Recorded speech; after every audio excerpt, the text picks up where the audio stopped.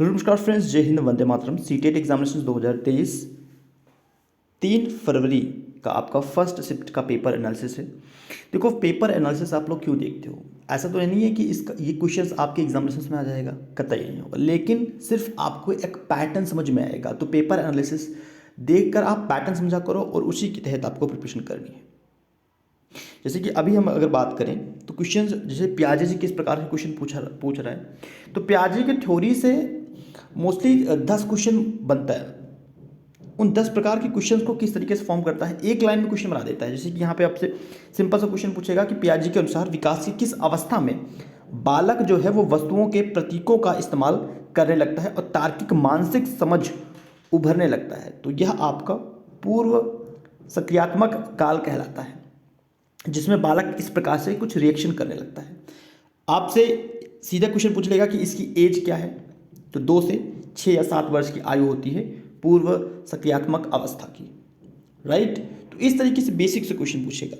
आपसे ये पूछ लेगा कि भाई अमूर्त सक्रियात्मक अवस्था क्या है, काल्पनिक भविष्य और वैचारिक समस्याओं से संबंधित विचार करने लगता है बालक।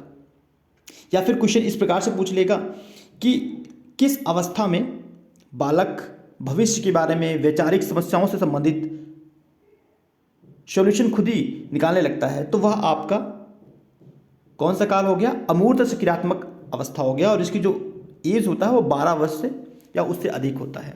बालक समझने लगता है, काल्पनिक करने लगता है, राइट। उस तरीके से वो विचार करने लगता है। जैसे कि 12 वर्ष का अगर बच्चा होगा तो वो टीवी में आप कार्टून देखेगा। जैसे हम ही लोग थे, अगर हम अपने आप को ही रखते हैं तो 10, 12, 13, 14, 15 साल के जब भी इस अवस्था में थे, तो अगर हम शक्तिमान देखते थे तो हम वो पेंसिल वाला जो शकलाक बूम बूम ऐसा कुछ सीरियल था उसको हम लोग देखा करते थे। तो हम लोग इमेजिन किया करते थे कि काश हमें ये पेंसिल मिल जाए तो हम भी बड़ा सा घर बना ले, बड़ा सा गाड़ी बना ले, ठीक है। तो इस तरीके से काल्पनिक चीज़ें हम करने लगते हैं, राइट। अभी जो पैटर्न थोड़ा सा चेंज ये हो रहा है कि आपसे चित्रकला से क्वेश्चन पूछ रहा है। तो आने वाले 1-2 शिफ्ट में, क्योंकि 7 फरवरी आपका लास्ट एग्जामिनेशन डेट है, 7 फरवरी लास्ट है, अभी 3-4 दिन और एग्जामिनेशन होगा। उसमें आपको पैटर्न क्या मिल सकता है, पूछ सकता है कि वर्ली चित्रकला यह किस राज्य से संबंधित है, राइट। तंजौर चित्रकला किस राज्य में है? महाराष्ट्र।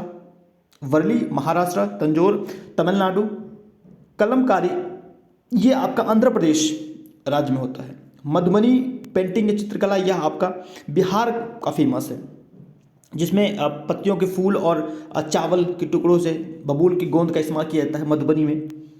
वर्ली चित्रकला से क्वेश्चन पूछा गया था। इसमें क्या होता है, गाय के गोबर का घोल करते हैं। ये जो पेंटिंग आप देख रहे हो ये आपका कौन सा पेंटिंग है भाई? ये आपका वर्ली चित्रकला है, जो कि महाराष्ट्र के अधिकतर जनजाति लोग करते हैं, अपने घरों में पेंटिंग कर देते हैं। तो गोबर के घोल का लेप करके फिर उस पर जो सफ़ेद कलर का आप देख रहे हो चावल का टुकड़ा है, तो इसका प्रयोग करके वर्ली चित्रकला किया जाता है, राइट। तो कहने का तात्पर्य यह है कि आपका चित्रकला से क्वेश्चन बन रहा है, तो 1-2 क्वेश्चन यहाँ से फेम होगा आने वाले शिफ्ट में, तो इसको देख के जाइएगा। सामाजिक कीट कौन सा है? तो मधुमक्खी आपका एक सामाजिक कीट होता है। साइबेरियन क्रेन से पूछ लिया था। देखो, पक्षी से क्वेश्चन आता ही आता है, रिपीटिव है, जानवर से आएगा, पक्षी से आएगा। तो साइबेरियन क्रेन से पूछ लेता था, इनकी खासियत पूछ लिया था। या इनसे पूछ लेगा कि इनके कलर्स के बारे में पूछ लेगा, किस कलर के होते हैं, राइट। तो इस तरीके क्वेश्चन पूछेगा आपसे। तो रूस के अटलांटिक टुंड्रा में मिलता है और इंडिया में भी ये उड़ के आ जाते हैं, साइबेरियन क्रेन, ठीक है, सारस हम लोग बोलते हैं। किस राज्य की यह पक्षी है? जैसे कि उत्तर प्रदेश की सारस पक्षी है, ठीक है। तो इस तरीके से आपसे क्वेश्चन पूछेगा। इनकी पंख का कलर पूछ लेगा आपसे, व्हाइट कलर का होता है, सफ़ेद कलर का होता है, राइट। तो इस तरीके से क्वेश्चन बन रहा है। फिर आपसे क्वेश्चन पूछा था कि फेस्टिवल कौन सा फेस्टिवल है जो कि मौसम वाले या फसल वाले फेस्टिवल कौन से हैं? फसल के फेस्टिवल्स पोंगल हो गया, बिहू हो गया, लोहड़ी हो गया, खिचड़ी हो गया, मकर संक्रांति हुई, ये सभी आपके कौन से फेस्टिवल्स हैं? ये फसल की फेस्टिवल्स हैं। जब अच्छी फसल उगती है, प्रत्येक ईयर्स ये मनाया जाता है, हम लोग मनाते हैं। फसल की अच्छी उत्पादन के लिए हम लोग प्रत्येक वर्ष फेस्टिवल मनाते हैं। तो इससे संबंधित क्वेश्चन आपके एग्जामिनेशन में पूछे जा रहे हैं। फिर खिलाड़ी, एक क्वेश्चन अब देखने को मिल रहा है पैटर्न में पिछले लगभग 10 दिनों से। पैटर्न ये हो गया कि एक खिलाड़ी से पूछता है या खिलाड़ी के खेल से संबंधित पूछ लेगा या उससे पूछ लेगा कि किस राज्य से संबंधित है। जैसे नीरज चोपड़ा से पूछा था कि किस राज्य से बिलोंग करते हैं, तो हरियाणा से। और ये भी पूछ सकता है कि भाई नीरज चोपड़ा हरियाणा से बिलोंग करते हैं, तो वहाँ हरियाणा के लोग खान पीन में किस चीज़ का यूज करते हैं, क्या क्या फेमस है, ऐसा क्वेश्चन पूछ सकता है, राइट। तो नीरज चोपड़ा के नाम 87.58 मीटर का भाला फेंक टोक्यो 2021 में इन्होंने गोल्ड मेडल जीता था और इतिहास रचा था, ये इनके नाम एक है। और अभिनव बिंद्रा के बाद किसी विश्व चैंपियनशिप स्तर पर एथलीट्स में स्वर्ण पदक जीतने वाले वह दूसरे भारतीय हैं, ये याद रखना है। इनको कुछ कुछ अवार्ड्स मिला है, जैसे कि मेजर ध्यानचंद खेल रत्न अवार्ड इनको दिया गया है और इनको पद्मश्री अवार्ड दिया गया है। ये दो महत्वपूर्ण अवार्ड याद रखिएगा, पूछ सकता है। भाला फेंक से संबंधित ये बिलोंग करते हैं, ठीक है, राइट। तो इस तरीके क्वेश्चन बन रहा है। और विकास संबंधित क्वेश्चन बन जाता है, ये तो बिल्कुल बेसिक क्वेश्चन है, आप लोगों को पता होगा कि गणित संबंधित जब डिसेबिलिटी आती है तो उसको क्या बोलते हैं, या उसको बोलते हैं डिसकैल्कुलिया, ठीक है।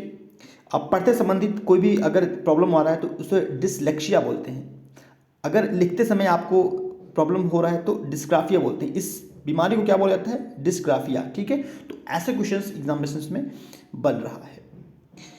डे से एक दो क्वेश्चन एग्जामिनेशंस में बन जाता है, डेली पूछ रहा है, राइट। जैसे ओजोन दिवस आपका 16 सितंबर, जैव विविधता 22 मई, विश्व जल दिवस 22 मार्च, पर्यावरण दिवस 5 जून, विश्व खाद्य दिवस 16 अक्टूबर। ये मैं रिपीट इसलिए करवाता हूँ क्योंकि आप लोग इसको अच्छे से याद कर लो, याद है तो वेल एंड गुड। मैथमेटिक्स अगर बात करें तो यहाँ पर ए से संबंधित क्वेश्चन बन जाता है, आपके फ्रैक्शन से संबंधित क्वेश्चन बन रहा है, बेसिक क्वेश्चन है 10th लेवल का, राइट।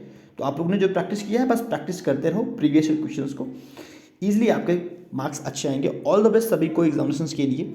और सीटीपी में अगर बात करें तो जीन प्याजे से मैंने बताया कि क्वेश्चन पूछ रहा है, कोहलबर्ग वाइकोस्की से क्वेश्चन बन रहा है भाई, इससे क्वेश्चन बन रहा है न्यू एजुकेशन पॉलिसी 2020 से, एनसीएफ से क्वेश्चन बन रहा है 2005 से, एजुकेशन एक्ट से क्वेश्चन बन रहा है, राइट टू एजुकेशन से, ट्रेन से संबंधित एटलीस्ट आपकी एक क्वेश्चन बन जाता है, राइट। ट्रेन से बन रहा है और दूरी डायरेक्शन वाला क्वेश्चन जो बन रहा है, अगर आपको मैप, देखो मैप से क्वेश्चन बन रहा है, अगर आपको मैप का ज्ञान है तो आप इजीली इसको बना ले जाओगे, राइट। तो यह आपका है ईवीएस में।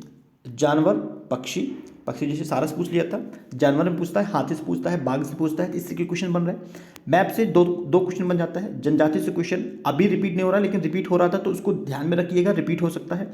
फसल से पूछ रहा है, फेस्टिवल्स पूछता है, पौधों से पूछ रहा है, राइट।